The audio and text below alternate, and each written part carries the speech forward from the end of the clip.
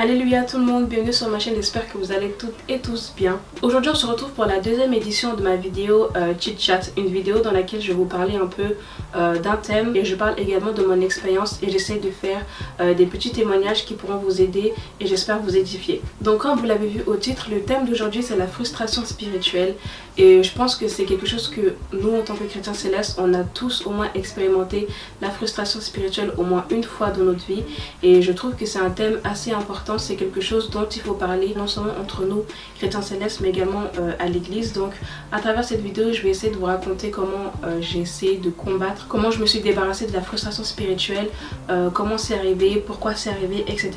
Donc comme d'habitude si la vidéo vous intéresse je vous invite à regarder la suite. Donc je pense que ça s'entend, mais avant de commencer la vidéo j'aimerais vous prévenir que je suis malade. Du coup il y a certains mots que j'arrive pas trop à prononcer, mais je vais essayer de faire mon mieux pour que cette vidéo soit compréhensible pour tous. Donc qu'est-ce que c'est que la frustration spirituelle? Comme son nom l'indique, la frustration spirituelle c'est un sentiment, c'est quelque chose qu'on éprouve à un moment donné dans notre vie de chrétien céleste. Je pense qu'on est tous d'accord sur le fait que être chrétien céleste déjà c'est pas facile, mais être chrétien céleste est vraiment se donner à Dieu, donner toute sa vie à Dieu, venir régulièrement à l'église, faire les prédications, conduire les cultes, en gros œuvrer pour Dieu. C'est vraiment quelque chose de pas facile et ça demande beaucoup de force et d'énergie.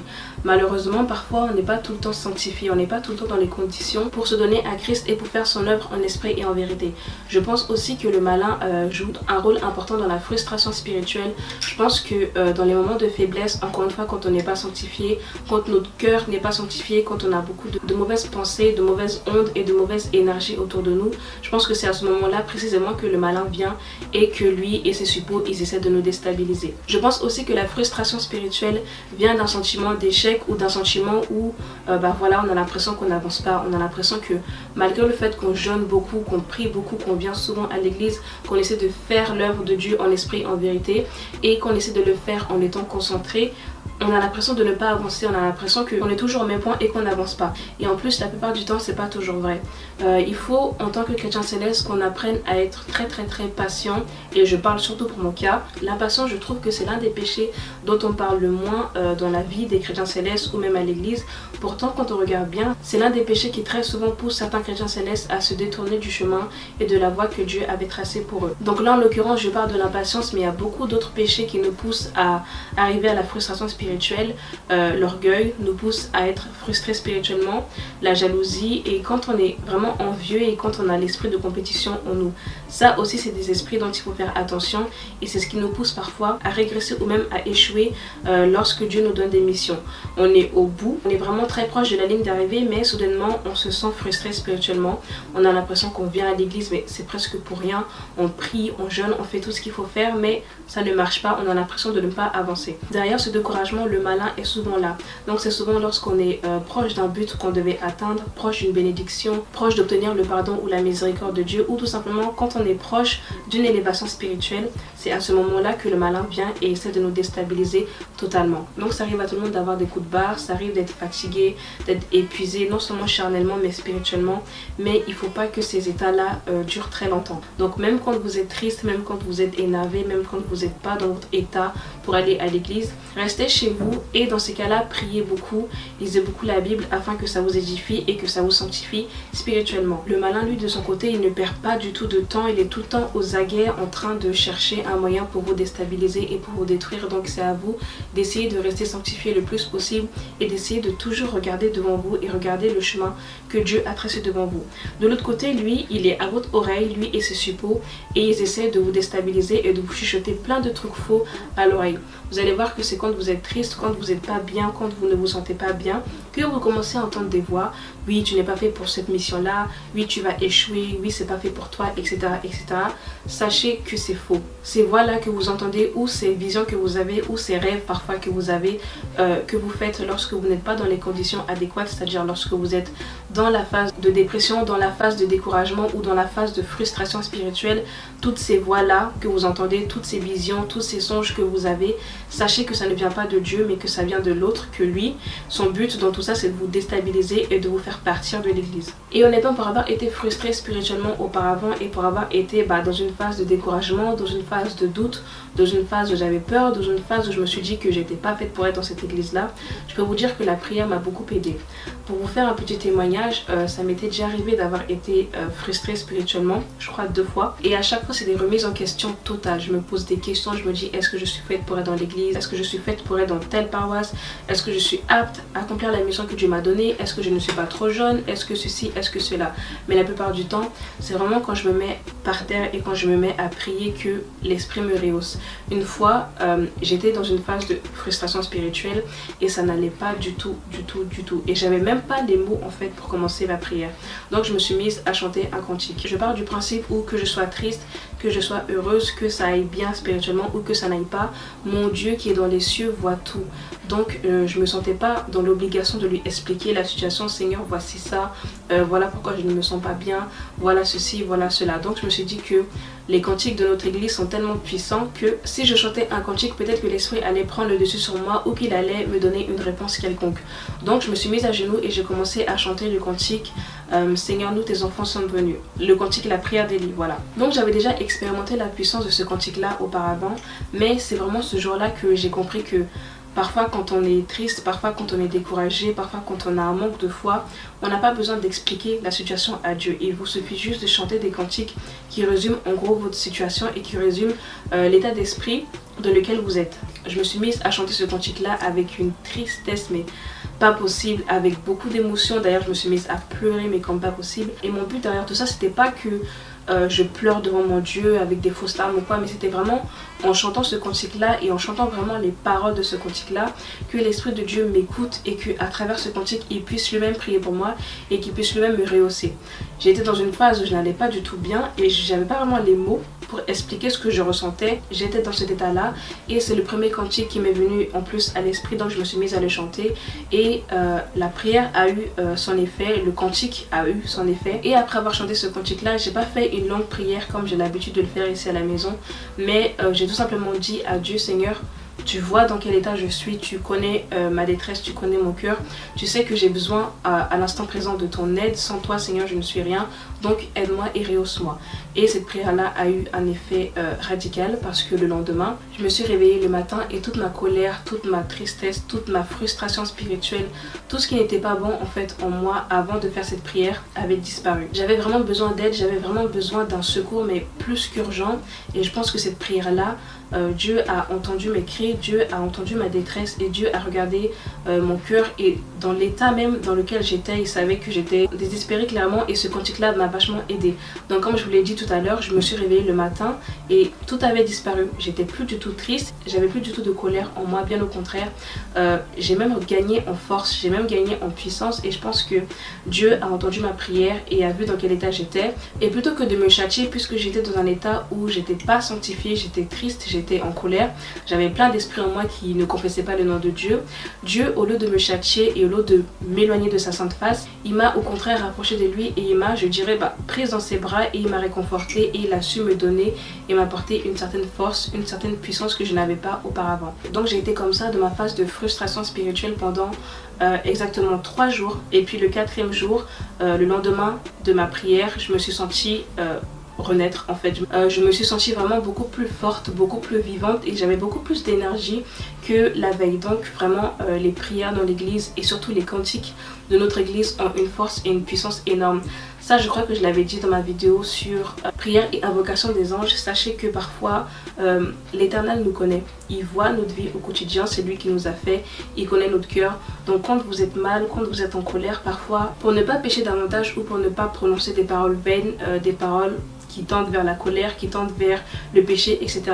Vaut mieux vous calmer, vous mettre à genoux et prier votre Dieu et surtout chanter des cantiques qui sont en rapport avec la situation dans laquelle vous êtes. Comme on me le dit dans notre église, Chanter, c'est prier 7 fois. Donc parfois, on n'a pas besoin de faire des prières hyper longues, d'invoquer tous les saints, d'invoquer tous les anges. On a juste besoin de chanter des cantiques puissants, des cantiques qui ont la force et qui ont le but de nous aider, et des cantiques qui peuvent nous rehausser et nous élever spirituellement. Moi par exemple, dans ce cas là, c'était complètement impossible pour moi de faire une prière ou de prononcer plus de 10 mots. C'était impossible pour moi de demander telle chose ou telle chose à Dieu.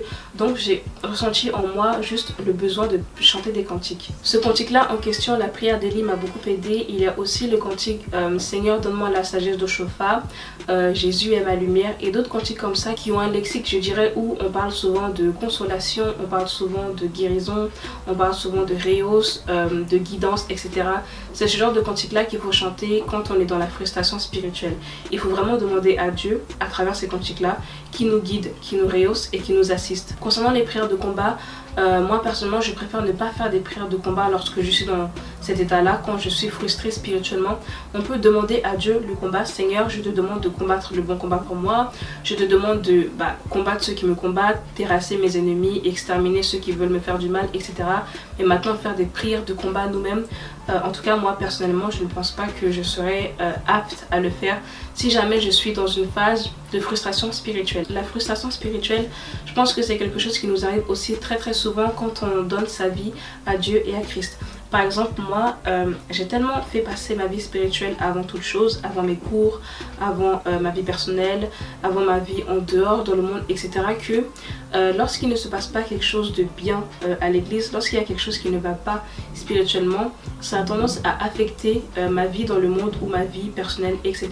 Et vice versa, parfois lorsqu'il nous arrive des choses dans le monde, des choses qui nous frustrent charnellement, ça a tendance à empiéter sur notre vie spirituelle, et du coup la frustration qui était à la base charnelle devient spirituelle.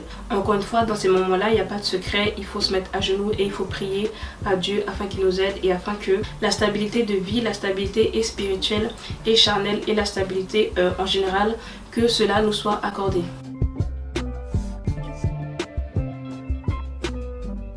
Donc maintenant qu'on a parlé de la frustration spirituelle, on a vu ce que c'était, d'où ça provenait. Maintenant, comment s'en débarrasser? J'ai déjà donné des petites astuces au début. Je vous ai dit que pour se débarrasser de cette frustration-là, cette frustration qui n'a pas lieu d'être, en tout cas dans la vie de chrétien céleste, il faut beaucoup prier. Souvent nous les chrétiens, on a l'impression que Dieu ne nous comprend pas. On a l'impression que Dieu ne vit pas ce côté charnel de notre vie. On a l'impression que parfois on est dans des situations et que Dieu ne nous comprend pas. On a beau prier, on a beau demander son aide, son assistance, mais il ne vient pas, il ne nous aide pas. Encore une fois, sachez que tout ça est faux, et c'est le malin qui vous met ces idées-là dans la tête. C'est le malin qui vous dit: regarde ton Dieu, tu as besoin de lui mais il n'est pas là, il ne t'aide pas. Regarde, tu pries ton Christ, mais quand tu as des problèmes, il n'est pas là, il ne vient pas à ton secours, etc. Tout ça c'est faux. C'est juste que le côté charnel de l'être humain prend le dessus. Parfois on a tendance à extrapoler et grossir nos problèmes. Un petit problème qui est comme ça, on le voit comme s'il était énorme devant nous, et on a tendance à mettre nos problèmes devant Dieu. Et c'est dans ces moments-là qu'on a l'impression que Dieu ne nous aide pas, que nos problèmes sont énormes, qu'on a l'impression d'être submergé même par nos problèmes, mais Dieu n'est pas là, il ne nous aide pas. Mais encore une fois, c'est faux. Le Dieu d'Oshofa que nous, chrétiens célestes, nous louons, il est omniprésent, omnipotent, il voit tout, il sait tout, il entend tout. Et je lisais il n'y a pas longtemps un chapitre d'Ésaïe qui m'a aussi aidé à me fortifier lorsque j'étais dans ma phase de frustration spirituelle. Et en gros, le chapitre, si je le retrouve, je vous le mettrai ici. Donc je ne me souviens plus exactement de qui étaient les caractères, mais c'est Dieu qui parle à un de ses serviteurs en lui disant: tout ce qui se passe dans ta vie, je le connaissais avant. Tout ce que tu es en train de vivre, c'est moi l'Éternel qui permet que ça se passe dans ta vie. Et parfois, on a tendance à l'oublier, nous chrétiens célestes. Parfois, on a l'impression qu'on est dans des tribulations énormes, qu'on est dans des combats et qu'on n'a pas de protection, qu'on n'a pas d'assistance. Mais parfois, c'est Dieu qui permet que ces choses-là arrivent dans notre vie. Il faut savoir dissocier les tribulations qui viennent du malin et qui viennent du diable, qui ont pour but de nous détruire, de nous exterminer, de nous faire chuter, et les épreuves que Dieu nous donne dans notre vie qui ont pour but de nous élever spirituellement, qui ont pour but de nous affermir spirituellement et qui ont pour but de nous aider à avancer. Et comme le disait si bien mon chef des visionnaires, quand Dieu nous donne une épreuve, imaginons qu'on est à ce stade ici, Dieu nous donne une épreuve et on va descendre, on va vraiment se sentir au plus bas, ça va vraiment être dur pour nous, mais de l'autre côté ça va nous affermir et ça va nous élever spirituellement. Si on était au niveau 3 avec cette épreuve là de Dieu, après cette étape là que nous soyons au niveau 6 ou au niveau 7. Donc certes c'est dur, mais en tant que chrétien céleste, c'est quelque chose par laquelle nous devons passer, c'est une obligation pour nous. Et je me rappelle aussi de ce qu'il nous avait dit un jour. en tant que chrétiens célestes, nous suivons le Christ. De la même manière que Christ a souffert sur la terre, de la même manière qu'il a été persécuté, qu'il a été tué, qu'il a été cloué sur la croix, que certains lui ont craché dessus, qu'il a été malmené, qu'il a été maltraité, etc. C'est de cette manière-là que nous, chrétiens célestes, si vraiment nous sommes serviteurs du Christ et si vraiment nous avons donné notre vie à Christ, c'est de cette manière-là que nous allons souffrir. Et si jamais on se revendique chrétien céleste mais qu'on ne veut pas souffrir, qu'on ne veut pas passer par certaines étapes, et ben nous ne sommes pas aptes, nous ne sommes pas dignes de nous appeler chrétiens célestes. Et comme on le dit bien chez nous au céleste, toute tribulation, toute tentation, qu'elle vienne de Dieu ou qu'elle vienne des hommes, il faut l'accepter et il faut la prendre comme action de grâce. C'est-à-dire que même dans un moment dur, même dans un moment douloureux, il faut essayer de surmonter cette douleur-là, de surmonter cette tristesse et essayer d'être heureux et essayer de se dire que nous louons un Dieu qui est fort, qui est puissant et que peu importe la tribulation, peu importe l'adversaire qui soit visible, invisible, terrestre, céleste, qui soit à l'église, qui soit en dehors de l'église, la force de notre Dieu prendra toujours le dessus sur l'ennemi. Et je tiens à préciser que c'est si et vraiment si vous respectez les commandements de Dieu, vous respectez ses préceptes et ses lois et que vous les mettez en application, que bien sûr la victoire vous sera toujours accordée.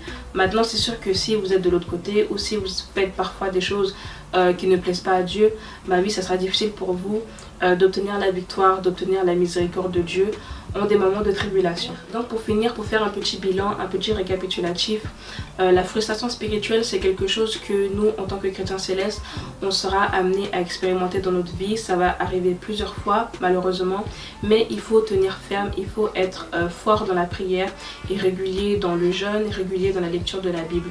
C'est ces trois choses là que je répète souvent sur ma chaîne, mais ces trois choses là sont les bases en fait de la chrétienté, les bases d'une bonne vie, d'une vie sainte et stable pour tout chrétien céleste. La prière, le jeûne, la lecture de la Bible, c'est ces choses-là qui vont nous rapprocher de Dieu. Et vous verrez que même en temps de tribulation, même en temps d'épreuve, même quand vous êtes frustré spirituellement, c'est ces trois choses-là qui vous permettront de garder la face, de rester ferme, de rester confiant dans votre mission. Et c'est ces trois choses-là qui aideront à terrasser l'ennemi, à terrasser le malin qui vous chuchote des mots dans l'oreille ou vous fait voir certaines visions, certains rêves qui ne viennent pas de Dieu.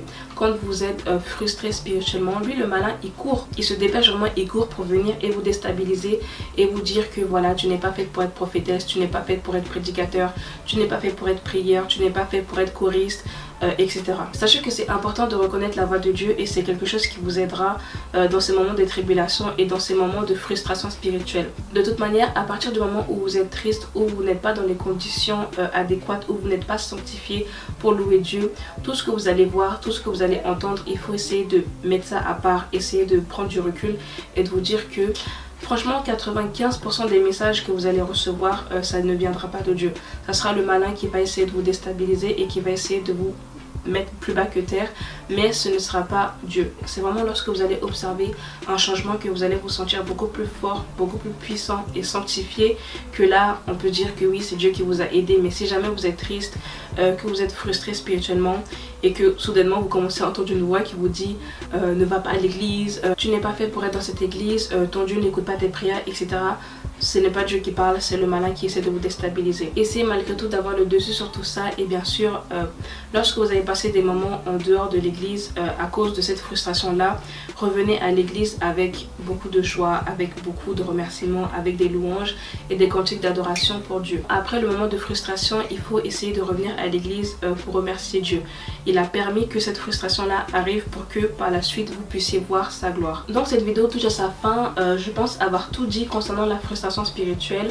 Vous l'avez vu, le but des vidéos chit chat c'est pas que je parle en détail de la Bible ou des préceptes de l'église, mais c'est plus que j'aborde un certain thème et que je vous donne mon expérience, que je vous fasse des petits témoignages, des petites histoires qui me sont arrivées et qui j'espère pourront vous aider, vous fortifier et à travers ces témoignages là que vous vous rendez compte que nous sommes dans une très belle église, que nous louons un Dieu qui est puissant, qui est glorieux et qui mérite toute la majesté, toute l'obéissance, toute la soumission spirituelle et charnelle des êtres humains. On voit tous au quotidien des prodiges, des miracles que Dieu opère dans notre vie et dans la vie d'autrui quand on vient à l'église, mais parfois ça nous arrive d'avoir des coups de barre, ça nous arrive d'être triste, ça nous arrive d'être en colère, ça nous arrive d'être frustré spirituellement, mais l'essentiel c'est que ces moments-là ne durent pas sur le long terme. J'ai appris à travers ces expériences de frustration spirituelle que que ce soit dans la tristesse, que ce soit dans le désespoir, que ce soit dans la colère ou que ce soit dans le moment où on est heureux, où on est content, il faut toujours rendre gloire à Dieu. Certes, sur le moment ça fait mal parce que on a l'impression qu'on n'avance pas, on a l'impression que tout va mal autour de nous, mais c'est Dieu qui permet que cela arrive, c'est Dieu qui permet que à travers cet échec-là, à travers cette frustration-là, qu'on puisse par la suite voir sa gloire. Donc mon frère, ma soeur qui me regarde, quand tu es triste, rends gloire à Dieu. Quand tu es persécuté, rends gloire à Dieu. Quand tu es content, quand tu es heureux, rends gloire à Dieu.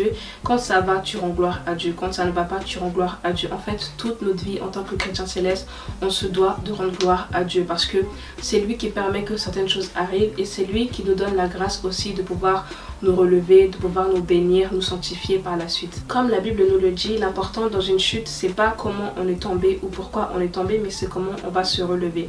Et encore une fois, quand on tombe, il faut rendre gloire à Dieu. Et quand on se relève aussi, il faut rendre gloire à Dieu parce que c'est grâce à lui, c'est pour lui et c'est à cause de lui que tout ça se passe dans nos vies. Je bénis et je remercie le Dieu d'Oshofa de m'avoir permis de passer par certaines épreuves de ma vie, de m'avoir permis de passer par la frustration spirituelle. Car à travers elle, j'ai pu me relever, j'ai pu grandir, j'ai pu prendre en force, prendre en maturité et j'ai pu évoluer tout simplement. À vous aussi, ça va certainement vous arriver, mais il ne faut pas que la tristesse, que les émotions, que le découragement prennent le dessus sur vous et prennent le dessus sur la mission que Dieu vous a confiée. Sachez que quand Dieu donne une mission à un homme, cette mission-là, elle est pratiquement sûre de se réaliser et de s'accomplir. C'est nous, en fait, les êtres humains qui, dévions un peu de son chemin, mais Dieu est grand, il nous pardonne et il permet que nous puissions accomplir ces missions-là. Ma prière à l'heure d'aujourd'hui, c'est que le Dieu d'Oshofa fortifie, qu'il assiste, qu'il protège tous les membres de l'église du christianisme céleste dans le monde entier et que nous permette à tous d'accomplir la mission et que surtout qu'à travers nous, qu'à travers notre église, que le monde puisse être sanctifié. Donc si la vidéo vous a plu, comme d'habitude, n'hésitez pas à aimer, à commenter et à partager. Et on se dit à dans 2 semaines pour une nouvelle vidéo chrétienne céleste. She a good girl gone bad, now she ain't coming back again. Lost in the world for a minute.